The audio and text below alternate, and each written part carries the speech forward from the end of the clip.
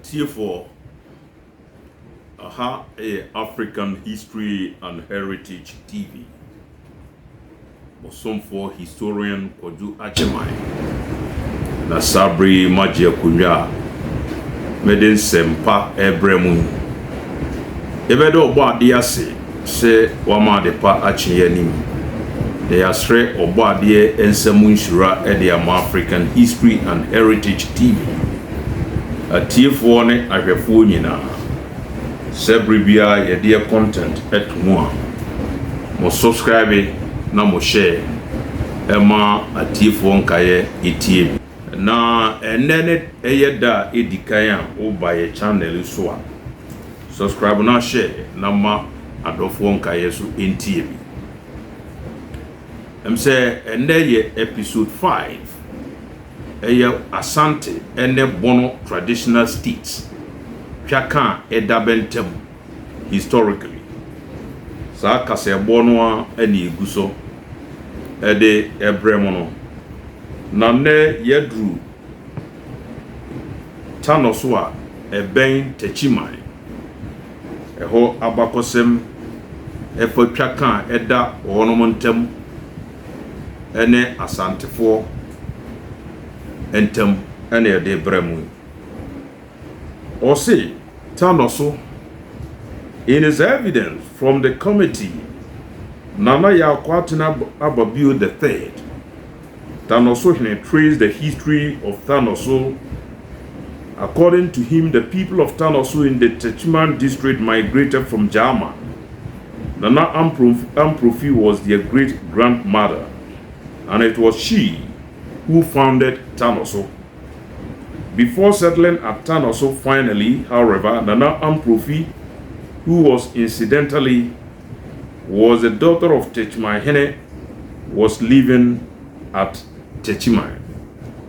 They all kind of said, Nana Yakwatia Bobi Otosumia so yet Techima, Tanoso Hene. Or say, Nana Amprofia, or yet Tanoso for Beba Panning on the Chichire Tanoso. Na ufri jamai ene bechichire Tanoso no na oye na Techima hene neba yankoso explaining why Nana Amprofi left her father to live separately at Tanoso. Nana Kwaten revealed to the committee that Techima hene was asked to bring someone he loved most for sacrifice. Through the performance of certain rites, all misfortunes in the Techima town were collected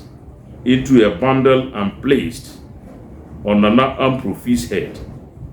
She was driven away from the town, never to return. She was to die wherever her legs would carry her. Or say, na niema, a woman Nana Amprofi no ye Tanoso for beba pani no ye Techima hene ba na mum ne ma otu omantu free ne papa nchen na okochichire Tanoso ene se Techima hene musuo bi eba Techima kurudua no ho be ka chire Techima hene se no ye Bono hene se onfa ne doba open asempa nyi musuo no eti musu a wo Techima nyina be boaboa no abosom no me boaboa no chichire ne se ija e de so ano ne pam ne baba efri krom ho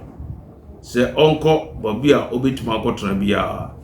ye de musu na so ano se omfanko na musu no emfri Techima man no ento aso in her one reign she founded a settlement named as Amprofi Krom in Jamai. Na otu omantuo no na okotena okochichiri kuro bi a yefre na Amprofi Krom a ewo Jamai eho ena ofri ba be chichiri Tanoso no. From here she moved from place to place until she came to settle at Ahinkro, where it was discovered that she had been possessed by fetish. As tradition demanded in those days,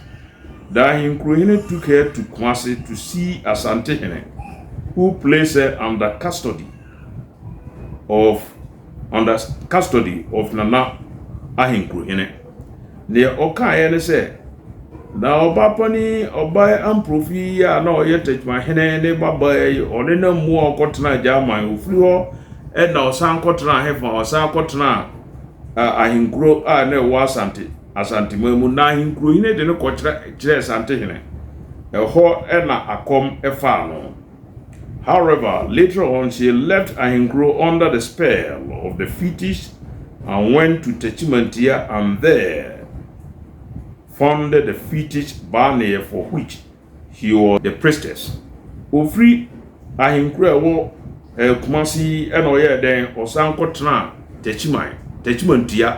Techimantia eho ahafu region na eho nso ena bosoma ye friend barney esan kofa no na chese wonya bosom mienu. Under the spell, once more she left Techimantia unceremoniously and founded a town called Atiakusie, now known as Tanoso. Na ofri Techimai ho ena abosom no kachire no se wontu amantu nkonanim ofri ho ena obechichiri kru bia otu din Atiakusie no eno nanne ye frene Tanoso. At Tanoso Nana Amprofi performed fetish rites for Asante. Nana Kwaten, who maintained before the committee that Tanoso's stew were created by him on the authority of Asante, claimed that his stew assisted the Ashantis in several wars. Near Oka Ayane said, Tanoso Akunyano, eye ahinkruhine ene boma Tanoso for. Na every okrono wonom ede akudwa no ekosom sante hene. Nana Kwaten's evidence was confirmed by Nana Kodwapia III Ahinkruhine, who claims that the Tanoso stew served Asante hene through his stew. Or say Nana Kwaten nasema oka ye Nana Kodwapia oya Ahinkruhine so or the to so say eye nokre. Yonkwe Tanoso traditions no to the second tradition and a day by. In a version of the history of Tanoso, Nana Kwasi Kwaten, also claiming to be Tanoso, told the committee that his stew is the son of the Techman stew and that both of them came together from Amobi. Nana Kwasi Kwaten also oye Techman Tanoso hene also de to so say ono na konwa no eye Techman akonwa no ba na wonum nyina eni free Amobi abonum ho ebai. His grand ancestor was known as Owusu Achempem. From the whole, they first settled at a place called Bafi, or free Amobi bonum over Kotran Bafi, then move on to Manso and came to settle finally at Tanoso. It was from Manso that the Techmahene also came to settle at their present place of abode. According to Nana Kwaten, when his ancestors were moving from Manso to Tanoso, a daughter of their grand ancestors, Amoa, fell into trance and started wandering from place to place carrying a headload, the content of which were not known. From Tanoso, she went to Kwamai, now Kumase, and thence to Techimantia and Akumadai. That is a tradition, no? Aye, the same. Or say, Nana Amwa, or no, na oye, one number panino, Nana Owusu Achempemi, oye neba, na ono nso etu amantuo no mu a ena bosom ye den bosom efa no na bosom fa no bosom no de no kotena kuro bi a ye frɛ no Kwaman a na eben Kumase na kyerɛ sabre no na sabra Israel ba no de na Asante mai na ye frɛ no Kwaman Kumase na ye frɛ no Kwaman no de no kotena ofiri Kwaman ena samba Techimantia ofri Techimantia ena otu amantuo esa akọ Akumadan ofri Akumadan ena oba Tanoso Subsequently, Amoa succeeded her mother Uzua Chempem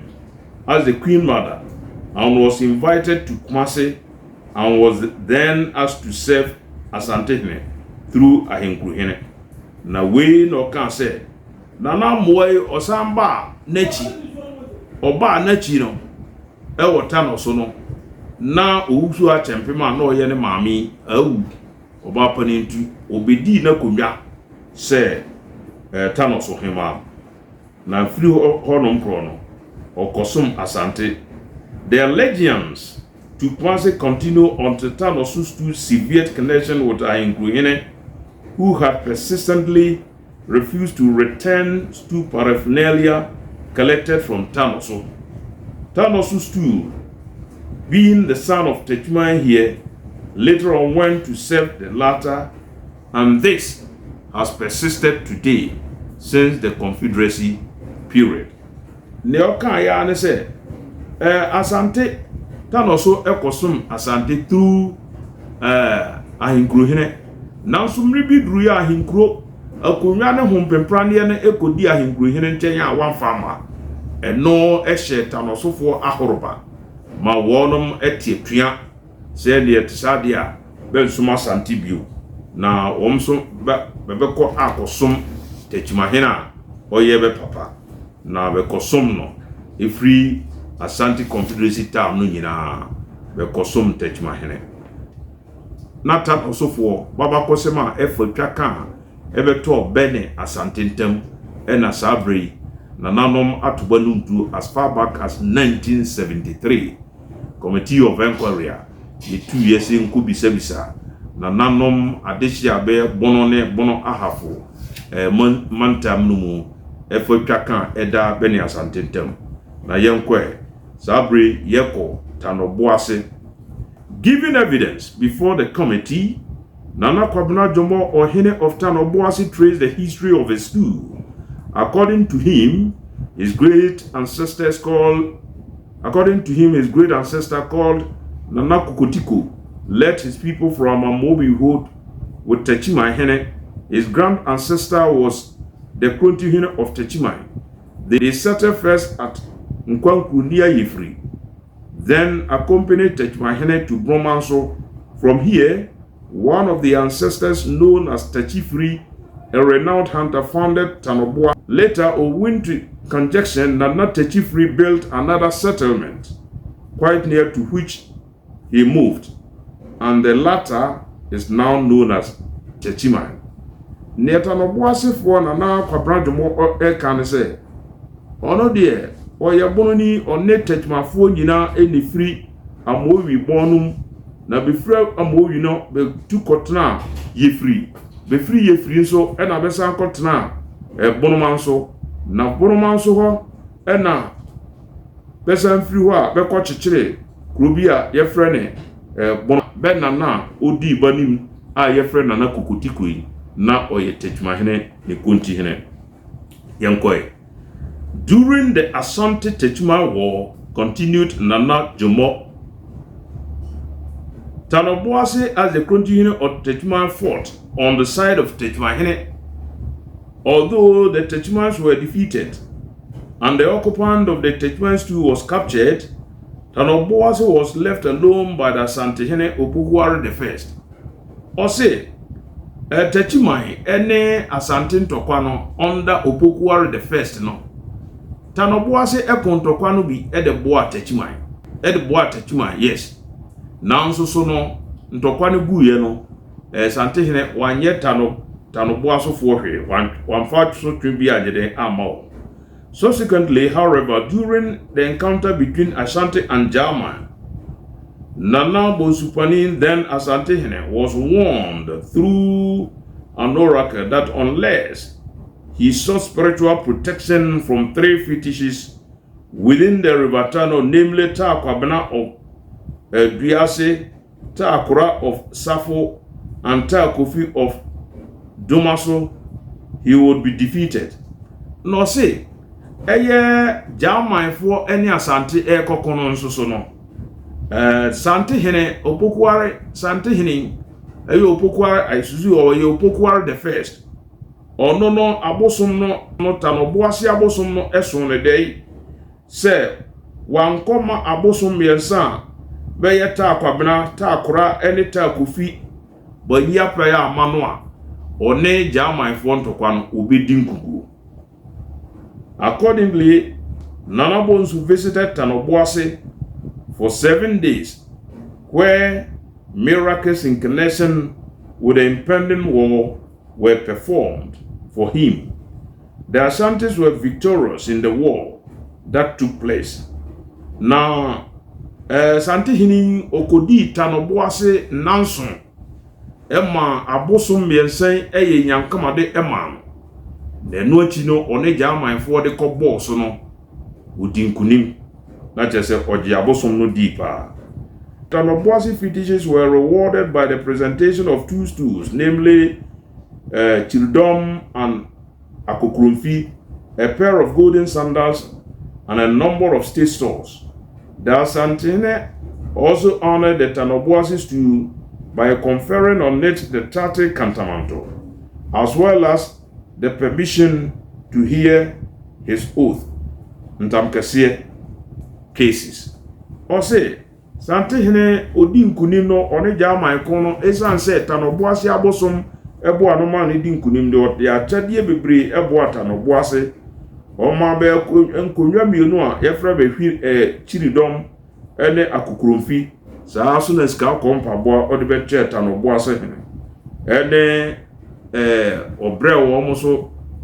stores, state stores nea yefra ne afena no osan koche wo bi na osan ema be akunwa no ode ma be no otudin se yefra ne kantamanto na oma Tanoboase tumi se obi ka efri saa bre no kono obi ka Santehene ntamo a ne ntam kese a entam no ho amamre ene ne ekeka ka ho nyina no ene kwan se ono etu amantu kura bakumase na obeye ho ade so obi eka Santehene ne ntam kese a Tanoboase bosomfo ene Tanoboase hene no betim etena Tanoboase ho eye ho amamre na ne ebepiem ababia no bede eto bebotum. Nana Jomo, however, contended that originally the stool was not subservient to Asante. After the German war, with its own designs in mind, the Asantehene invited them to Kumasi, ostensibly to celebrate the victory over Germans. When they were in Kumasi, Asantehene then informed the Techmahene after the celebrations that he had taken over all the fetishes in his area from him. Since then, the ancestors of Tanoboase assisted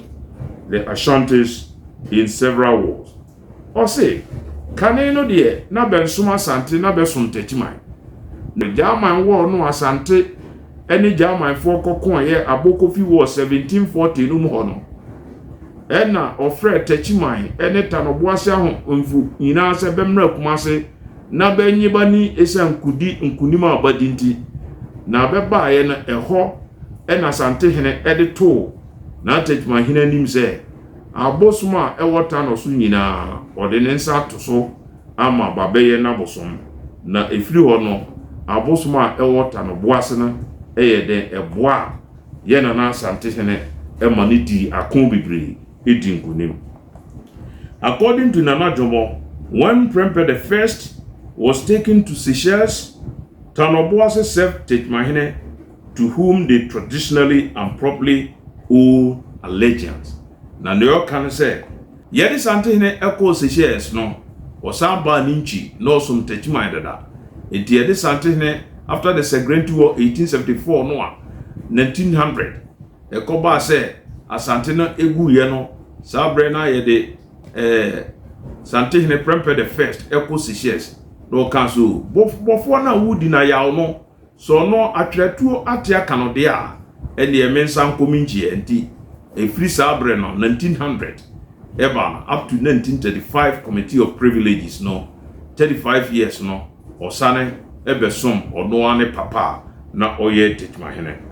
Now there is another tradition Tanoboase the traditions near to Yankoso. In his version, of the history of Tanoboase stool, Nana Owusu Manu Mantiahene of Kumasi told the committee that Tanoboase originally formed part of the Techman state, but after the war between Nana Opokuwari I and Techmahene, in which the latter was defeated, Tanoboase was made to serve as Asante through Mantiahene by conquest,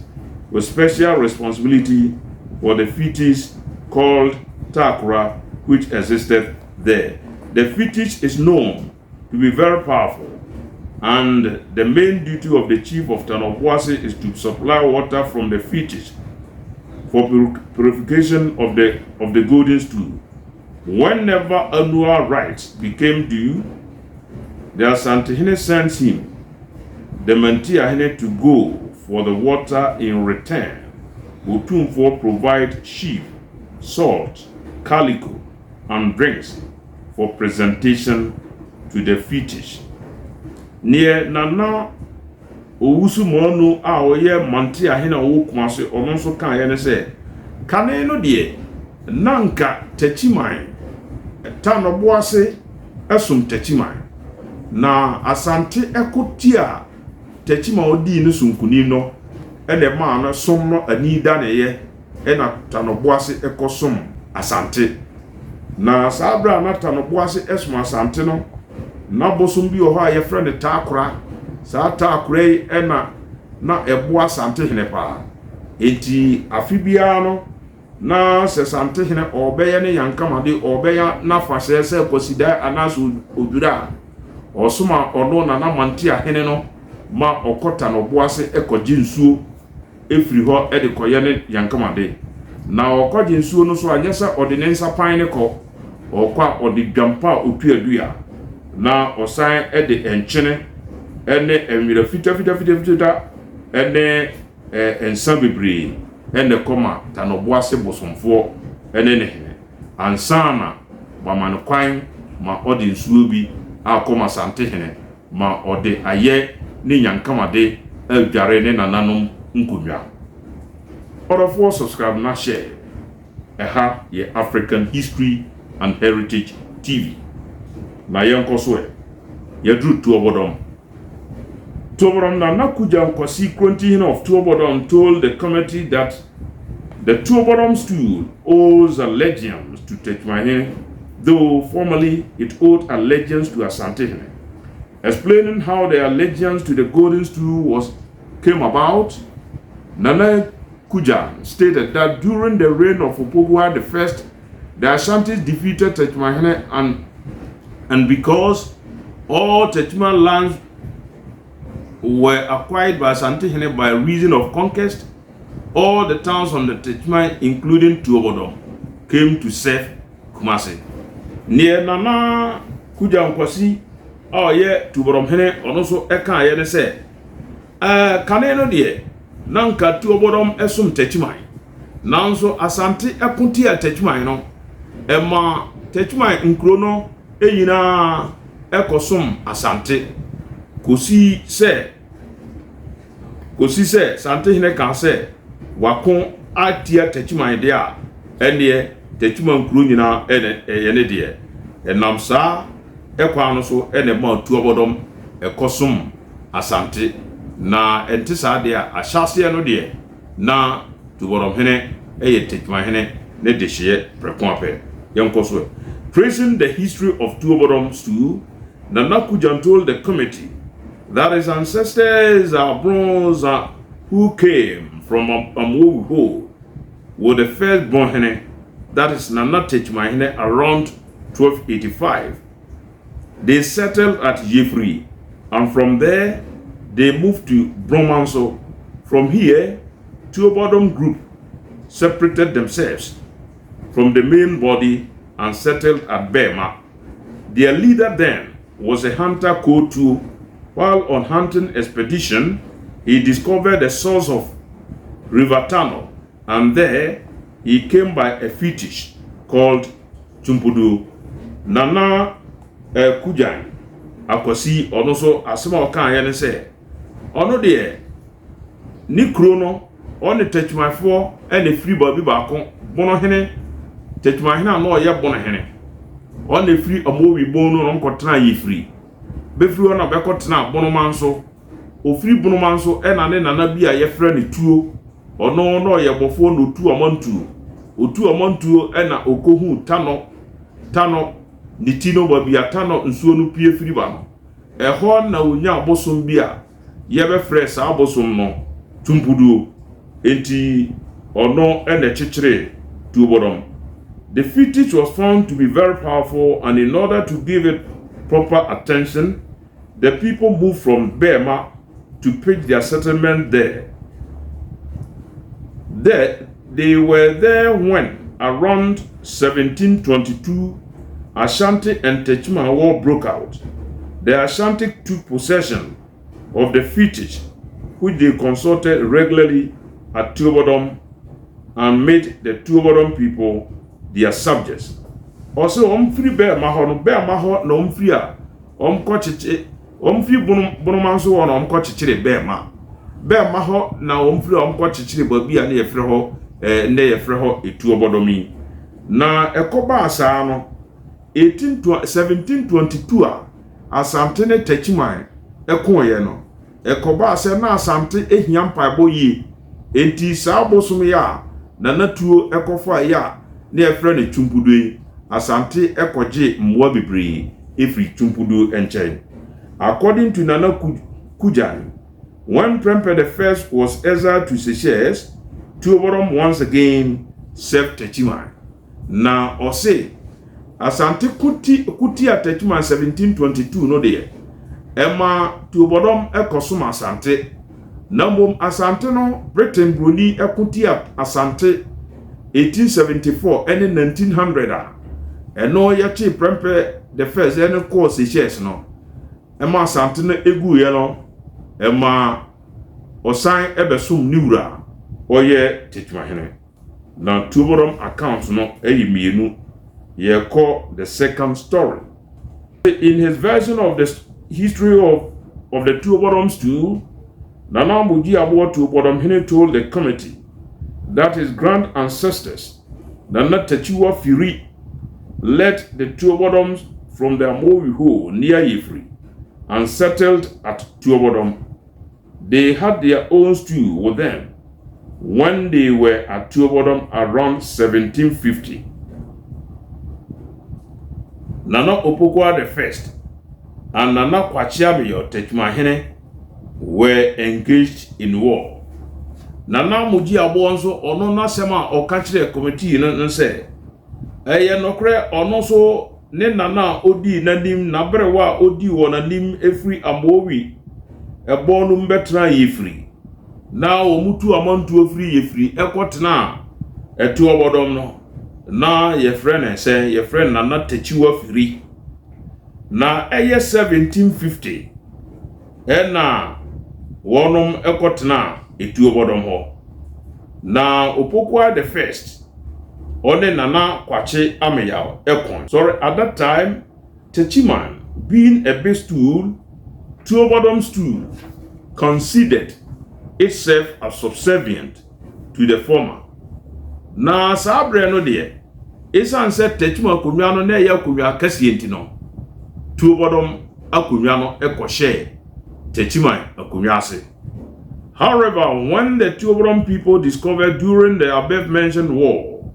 that Asante hene was a more powerful chief, they fought on the side of Asantes who defeated Techmans. The Tuobodoms were very good warriors and good fetish priests.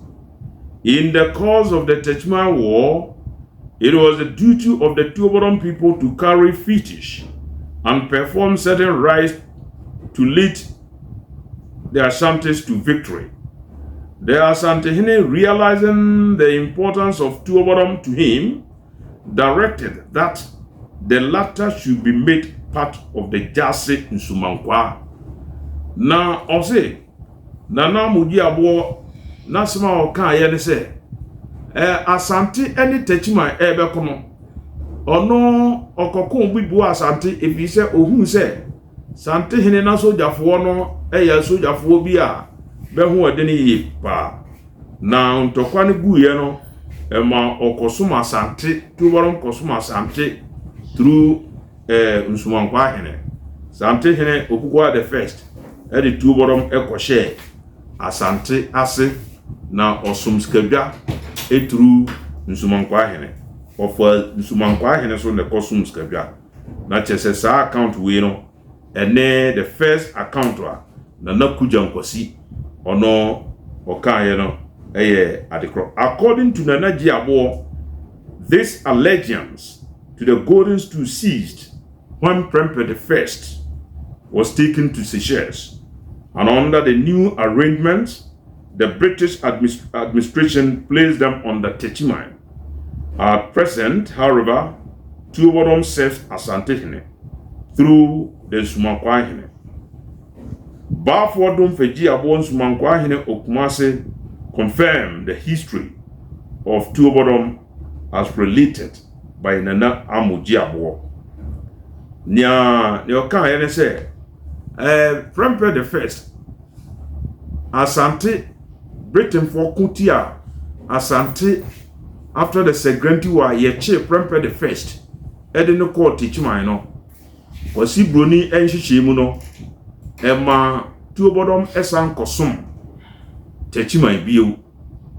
na Bafodom fa, Jiabo a Oyen Sumankwa Hene Wukumase, Onon Susuno, Oto Suse, Nana Amujiabo, ne Abakosma Okaye Efa Tuobodom Hono, no cre. Odofo, subscribe na share, Nama Afufro Inti, Wenti na conflict, Ewo Tanosubini Hono. Well, always there are two accounts. Na effort two bottom there no. Near Emane ye de ne se na kuja nkwasi. Oka so on there obe chichiri two bottom ne nana ye friend two ebe chichiri two bottom 1295. Ena nana amuji abo nso echire se ye nokre one techmafo yina fira mowi. Ebe tena ye free ene ombe tena Tanoboase eho na omfiri ba Tuobodom osi be free be settle wo Tuobodom wankase be establish Tuobodom na kire se tetua firi enkrofo no be settle wo Tuobodom be tena ho na wo tetuo no kura no a nana kuja nkosi ono ne nananom no osi nana odi ba no me friend tuo na tuo no na oti tuo ne bodom de a na chese tuo no na chichiri kru no ansa amoji abo ne nana tachuwa firi oba entibesi ne nyina tuo nana tuo no abakosem no chese na oyobi a oye bodom na odi gune komu ahwene akese na efre ne bodom nti opie na oba ye kaso nana tuo ene ne bodom yi tuo ne bodom enye bodom a eye krawani o eya hwene kese tuo ne bodom no ene be yi tuo bodom na chese ohwe na tuo kuja nkosi ne narrative no a na ode to na amoji abo edie no ho a edia dance introduce say wonum echichiri tuo bodom somewhere 1295 na tuo bodom no na tuo no so ono ene kohunu tano bosom no a ofre no say tumpudo ansa na 1250 na tachuwa firi ono so odi adehye no bi anim afiri yefiri ene tanoboase edeba intibesi ne oko tuobodom kru no ma ekru no adehye no yemienu ba ba chichiri kru no ankasa no yefrebe abronumfo otidin no kra obi achichiri ni kru ena watete abrono na adehye na tachuwa firi edi bani mbe ba hono nso be sete hono be ma ba bi petraye ye frebe kurutiafo na wa otidin na okwae na obi nchichire ni kuru asenka wa nkotena kuru no netie enu nti ene eto be kurutiafo odofo history amani ada ho eye kakum ye jeni kwakuanu baba no asema be kan 1973 yame nam kan yo baba kam mabe baba kan ye ayemfumienu no eye na naji abo ne na kuja nkofi o tuobodom basema be kan ye enam dia brehu odofo subscribe na share nankagu de pa nama afoforo nso enya bi entie afi ne yebe baba mu odofo nkenkan se ma mekenkan ye nyina adi adanse yetrodu se tumpudu obosom tanobo ase bosom ye friend takwasi ene tanoso bosom sa abosumi tanobo ase de ta mensa takwasi ene takwabena ne takwaku nyina ho edi adanse se tanobo ase bosom ne bo opukua the first man kutu ya jaman fo di nkunim tumpudu so boabe manne besi ne nyina asante hene wo na mambre bi se otwadira age se okoje nsu firi ho na minua ye mi se ho se nipa ne ye o spiritual master o mala o spiritual leader no one wo hwane ye boss mmoa be na nipa betimi de aboa chense obo ho ban e osunsumu wei edi adanse se asante man no na gina so ne fapim nyina no eye bonofo eni kita asante man ne eyi sunsumu entis asante man no ekita bonofo abosom ekita asante man ne tise kusua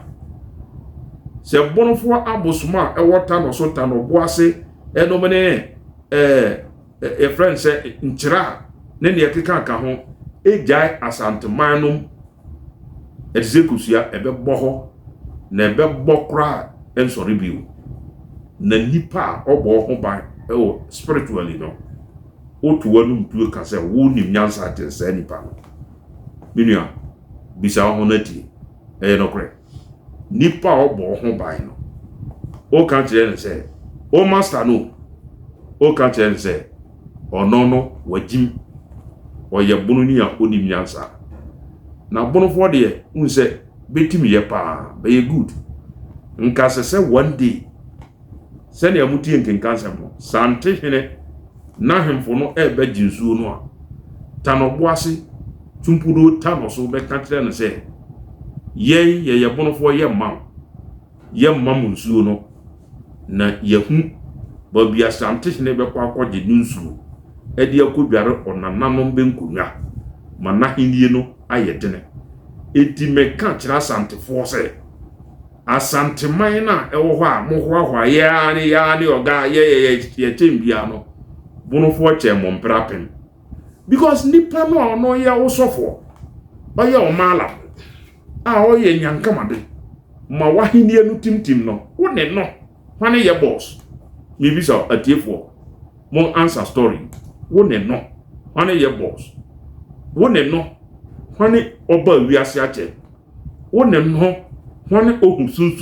sunsun wone sa nipa no hwane ohun sunsun ade minua ene da hono yamnem kan yo namnano ma ne be kan na eno so eyade a ekoso besi ne nyina saade no ekoso ewo hefa ewo asante mamu asante hene nanu ada obeye ni dwirei okotuo bodon kwajinsu okota no boaso kwajinsu okota no so ekwajinsu na bonofo de ye ndi mo bad if you say asante man no we kire say bonofo ne tintim asante man na ye pa se bonofo panka bebe yi apaye wo babosom abosom no a ebo ama okodi nkunim tintim wo man no se sa abosom kro no a obetimi akontia mo man na bo me ka kire mo nde nanso abonofo de bre akoko tiaba na wonku no bonoman no akaman no nyina ni piesie eye bonoman asante firi bonum denchira firi bonum achem ne ba bekeka ka ho nyina sabi obi afiri bonum enti bono ene wo sa nkrofo no de a ye ka kire mo se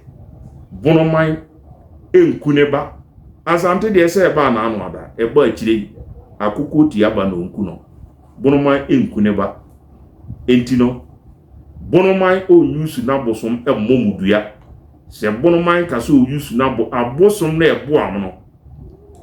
mamudi nkunim no sa abosom kro no obetuma atwe wa asane nanso abonofo de brebe nyesa enti muhu bonofo a momfa respect e ma omo na mo asantefo mo man no a mo de hoahoa mo ho no mo man no sunsum no ekitabonfo te se kosua begya to a pai abo sa enete subscribe na share na ma atiefo nkae enti nkae boy bi orofo nkenka se ya mekeka ye nyina ekrese orofo aseta no so ene tuobodom na be hyetet ma hena se dada na esi sen ena sabri hayem de techi mai na safo ye na de hye na Asante Britain ni be kuti Asante 1874 na Asante mine guye no Britain for co-signed Treaty of Protection, Friendship and Trade with Techmahene. That was 1894. And the mark Techmahene independence. Now Britain for cry to that ben cannot cry. And then now wo Techmahene no oye papa no. Uko sign agreement say o bone ho ban afiri to me bi e beba be kontia no nti wa money independence. Wa bone man hene. Na ne mmadu a atwa no ho hia no de wo hu akokọ a onam a ne mma eni na chida dabida ne mma no de a eye nkuro no a na eye Techima nkuro no de o si dabi ma why ba free ho memfa be ma if you say committee of privileges na otumfo pesa nkuro no age na Techima ho nso pesa nkuro no age na privileges committee no ba betina bioma na be di asem no na be dodo se num Jackson Prempeh the first Jackson Prempeh the second rather ene na tankunwambiensa asantefo ahemfo miye enan broni ba kope entino se koba se be to aba ufi se hwan ne be wini se sante hene one Techima hene sa abra be prinkuru no eye automatic se asante ahemfo miensa no be to amasante hene eno ne ma committee of privileges ewu se nkuru no yensa mfa nkoma sante hene no na Techima hene oye ho appeal West African Court of Appeal no ene so wan wini adetuma wan wini ho no so ye broni court broni a oye Jackson at committee of privileges na watena so abu ofo mabedi frakadam age wo nkuru afiri wo nchene na wakoye appeal de akoma ni nua broni a ono so ono an the preside West African Court of Appeal on cran uviso oberu ama on ruma say o de ana chese onua broni no ni ruling na o passing or committee of privileges no na nye ruling papa saa so na ebe affecting rulings bia committee of privileges no e pass yenti ese ne kwan se oye den owu e de ma Techima hene na Techima hene akumfia mo ya o de ted ofiri ho an osan ye appeal Our Privy Council a London. From Waka, further appeal to Privy Council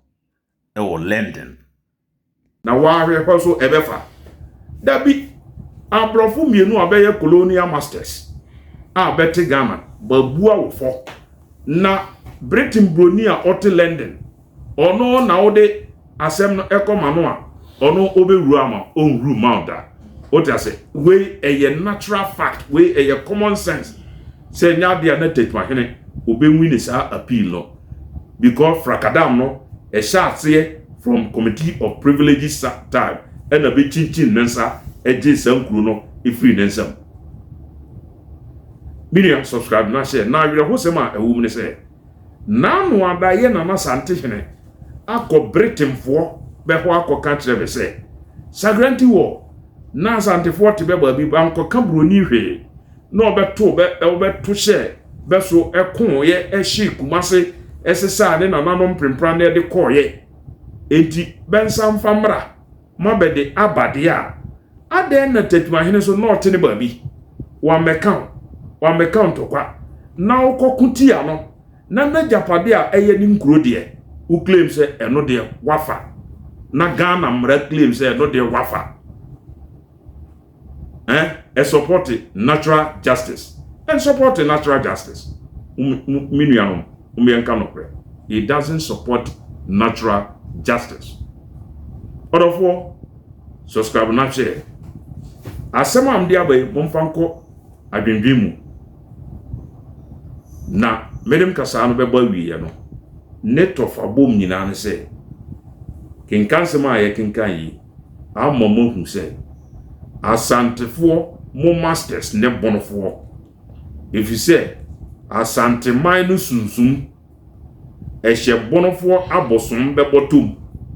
se begya to hɔ na ɛbɛbɔ se tɔ kojo tɔ nti muhu bonofoɔ a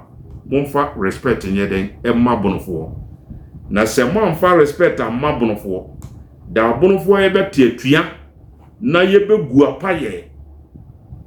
akɔ bosomfie agu apayɛ sɛ abosom na ɛboa santema metintim ne man no na nanam abosom ensan kunti asanteman no asanteman no amode hoahoa mo ho ye ne santefoɔ no ibegu kojo to wote ase enti ye ka kire mo se mo muhu bonofoɔ a mo hoahoa ye emfa respect emma yen ifi se bonofoɔ eye asantefoɔ masters bedem ka bono besi ha atiefoɔ ochina mede ne to aso ebebrɛ mo memamo emonitie adehye